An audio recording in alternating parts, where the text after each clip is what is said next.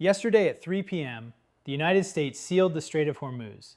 10,000 troops, 12 warships, over 100 fighter jets.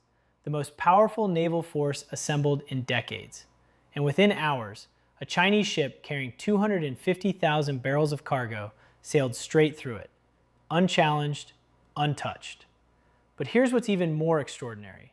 Before that blockade ever went up, Iran had already moved 174 million barrels of oil beyond America's reach, worth $20 billion. Gone.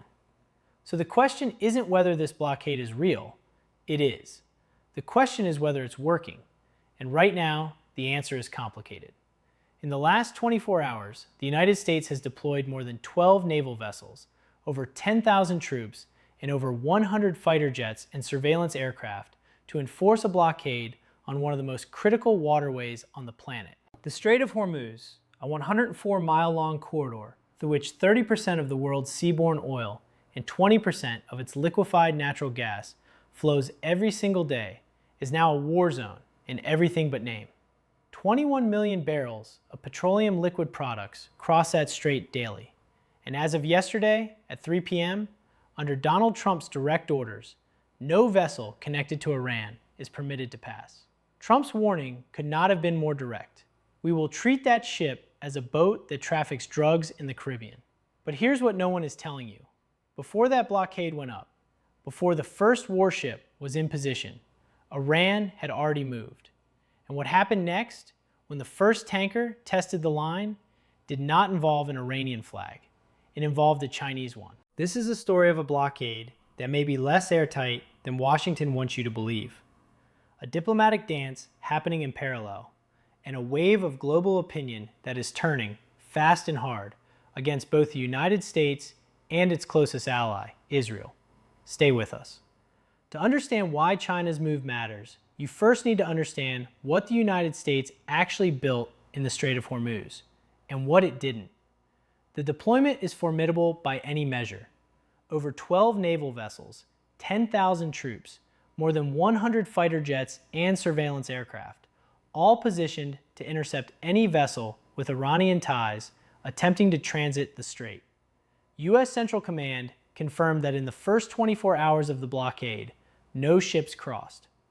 Washington presented this as a demonstration of absolute control. Dr. Sultan Al-Jaber captured the scale of the crisis in stark terms, noting on X that since February 28th alone, at least 22 ships had been attacked, 10 crew members killed, around 20,000 seafarers rendered unable to transit safely, and an estimated 800 commercial vessels stranded, nearly 400 of them oil tankers. But then, quietly, a ship moved. The Rich Starry, a large Chinese vessel under U.S. sanctions since 2023, sailed through the blockade area carrying 250,000 barrels of methanol. The U.S. fleet did not stop it, did not fire on it, did not even formally challenge it. For Beijing, this was not an accident. It was a message. China imports roughly 80% of its oil from Iran and Venezuela combined, and it has made no secret of its opposition to the blockade, calling it dangerous, irresponsible, and destabilizing to an already fragile situation. The Rich Starry didn't just carry methanol through the Hormuz. It carried a statement. China does not recognize American jurisdiction over international waters. What makes the Rich Starry incident even more significant is what Iran had already done before the blockade was ever enforced, and the scale of it is staggering.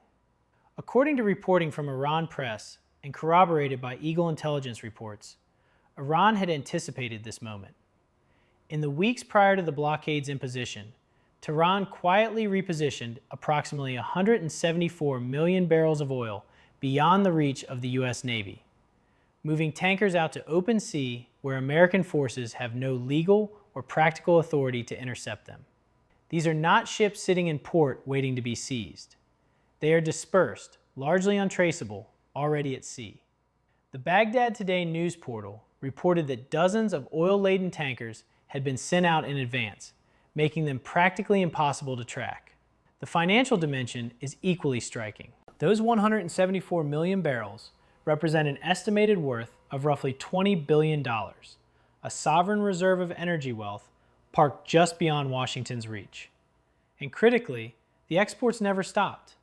In the month of March alone, as tensions were already escalating, Iran continued shipping 1.9 million barrels of crude oil per day.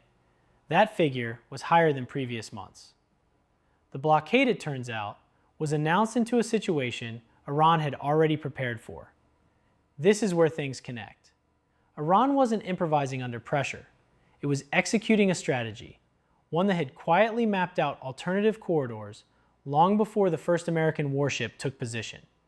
And those corridors run not through water, but through land. While the world's attention was fixed on the Strait of Hormuz, something else was happening, on roads, at border crossings, and in back-channel diplomatic channels that Washington has far less ability to control. Turkey opened a land route. Trucks loaded with goods began moving across the Gerbilak border crossing, Turkey's frontier with Iran, bypassing the maritime blockade entirely.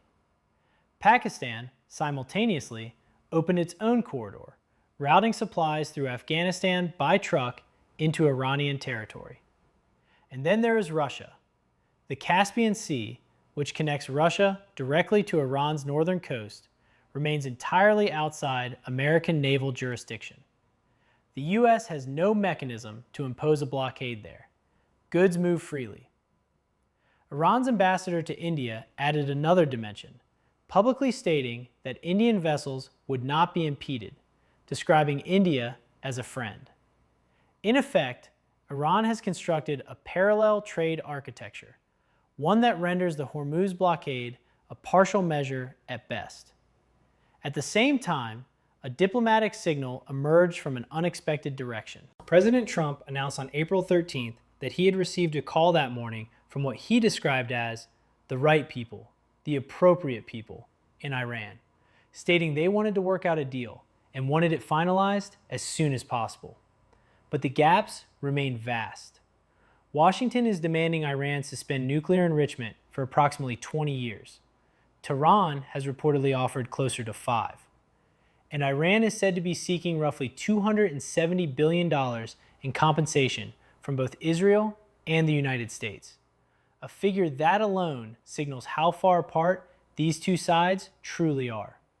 Donald Trump has long operated on the premise that perception is power, that a carefully timed statement, a bold claim, or a theatrical gesture can move markets, shift momentum, and project dominance before a single shot is fired.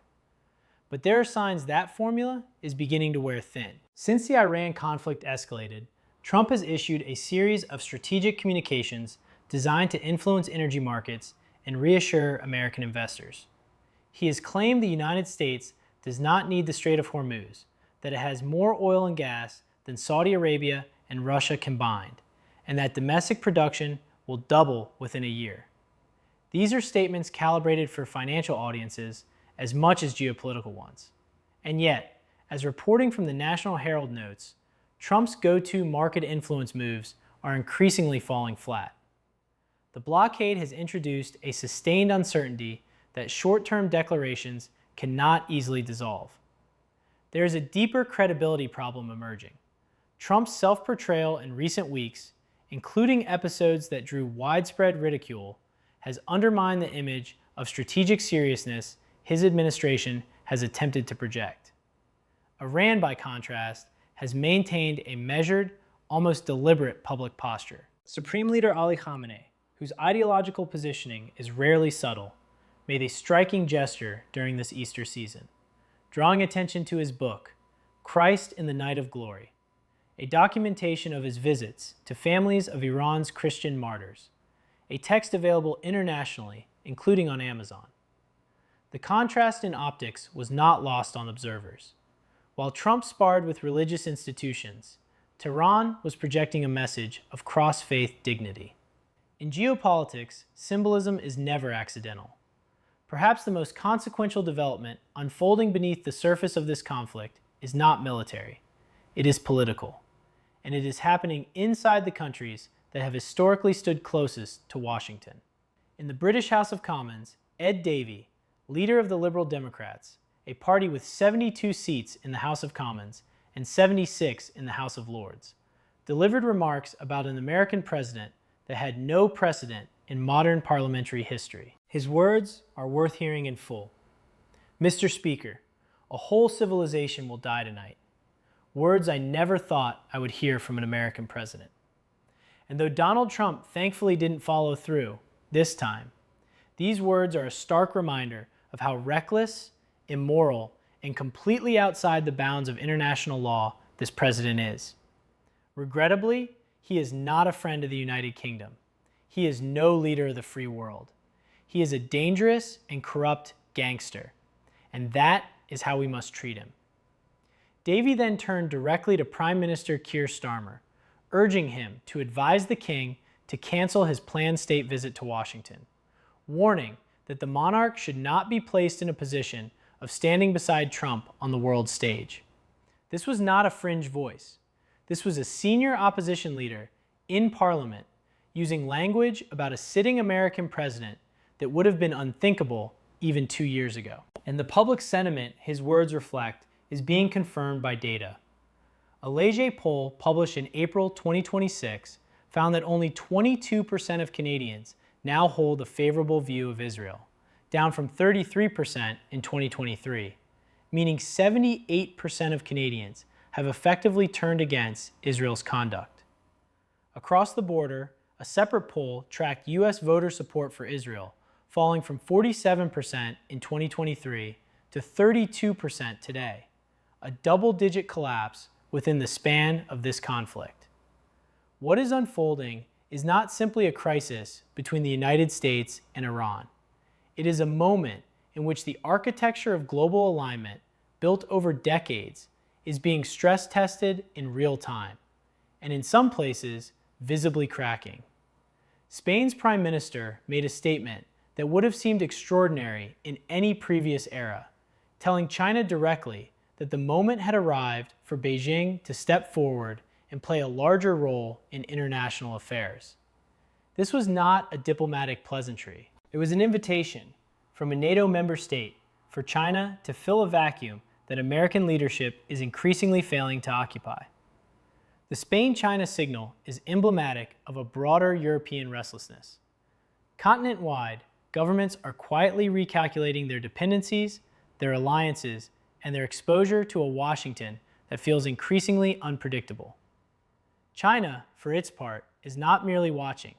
It is acting through the rich starry transit, through its sustained purchase of Iranian crude, through its public condemnation of the blockade as a threat to an already fragile ceasefire.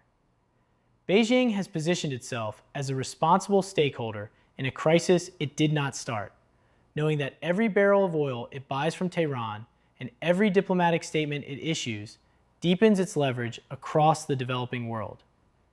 Meanwhile, Pope Leo's calls for peace and restraint have found an audience that Trump's maximalist posture has not. Religious and civil society voices across the Middle East, Europe, and Latin America are coalescing around a narrative of American overreach, and Iran, with calculated patience, is allowing that narrative to build. The war for global opinion is running parallel to the war at sea, and right now, the outcomes of both remain deeply uncertain. So where does this leave us? The United States has erected the most significant naval blockade since the Cold War. 10,000 troops, over 12 warships, more than 100 aircraft, around a strait through which 21 million barrels of petroleum flow every single day. And yet, 174 million barrels of Iranian oil are already beyond its reach, sitting in international waters on tankers that cannot be legally intercepted. A Chinese vessel sailed through unchallenged. Land routes through Turkey and Pakistan are open. The Caspian corridor to Russia remains entirely free. The blockade is real. Its completeness is not. Diplomatically, the gap between Washington and Tehran remains enormous. 20 years versus 5 on nuclear enrichment, and a $270 billion compensation demand that no American administration could politically accept. And yet, the phone call happened. Iran reached out. That alone tells you that neither side has fully committed to the path of no return. What is perhaps most historically significant about this moment is not the military deployment or even the nuclear negotiations. It is the collapse of the moral consensus that once surrounded American foreign policy among its closest partners. When a senior British parliamentarian calls the American president a dangerous and corrupt gangster on the floor of the House of Commons and is not dismissed but applauded, something fundamental has shifted. When 78% of Canadians turn against Israel and American voter support drops 15 points in 3 years, the political foundation beneath this entire conflict is eroding. The Strait of Hormuz has never been just about oil. It has always been about who gets to write the rules of the world. That question today is more open than it has been in a generation. If you want to understand what comes next, subscribe, share this video, and stay with us, because this story is far from over.